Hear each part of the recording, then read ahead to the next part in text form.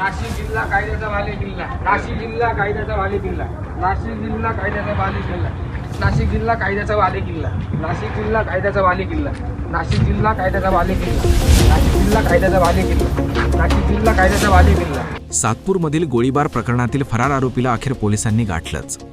अंबड गुन्हे शाखेच्या पथकाने फक्त काही तासातच अचूक सापळा रचत आरोपीला जेरबंद करत थरारक ऑपरेशन पार पाडलं आहे.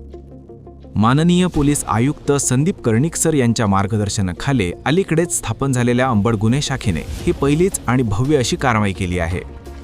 सातपूर पोलीस ठाण्यातील या प्रकरणात आरोपीवर गंभीर कलमांखाली गुन्हा दाखल होता. गुन्ह्यानंतर आरोपी फरार झाला, पण पोलिसांनी हार मानली नाही.